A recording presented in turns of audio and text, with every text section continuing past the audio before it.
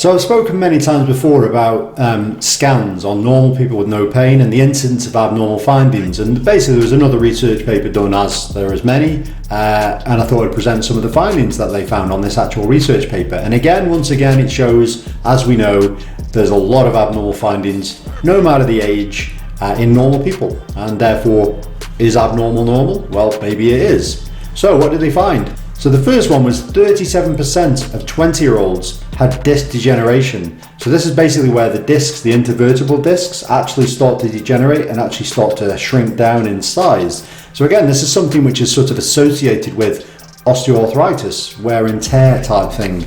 And again, this is in 20-year-olds. So again, that's not a big number, but it shows that it's not just when you're really old that you're going to have these type of issues. And bear in mind, these are pain-free individuals. So if you were to find a load of 20-year-olds who had pain and then scan them as well, how much percentage would you find on that? Well, probably more. Again, it shows that the total amount of people with it is actually more than you think, and it's in a younger age than you might think as well. So how relevant is that? Is it to do with the degeneration? Is it to do with other factors like stress, nutrition, global inflammation? Is it to do with sleep or lack of? Is it to do with exercise or lack of? Is it to do with strength? Is it to do with posture? Is it to do with work? You know, all these things might have a bearing on why the person has got pain versus someone who hasn't, as opposed to what it actually is that's inside them.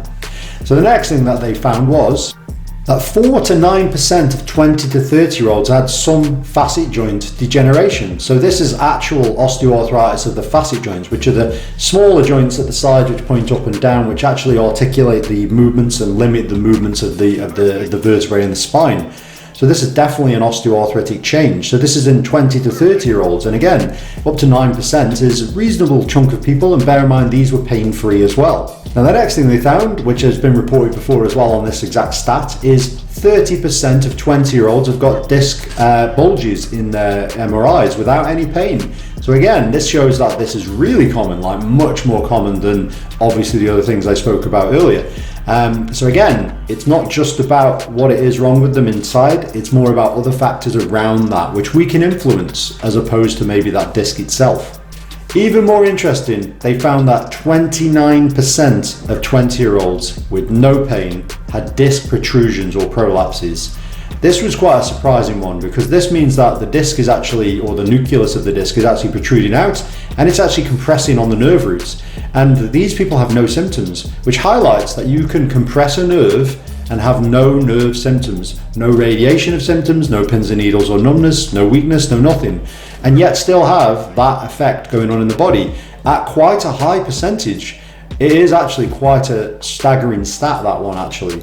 And like you say, you would think, well, you compress a nerve, you're going to get symptoms because nerves are sensitive, but it highlights that nerves can be differing in their sensitivity.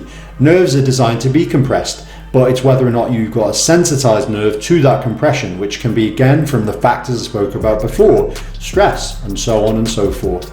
But it was a really good one, an interesting one, that one as well.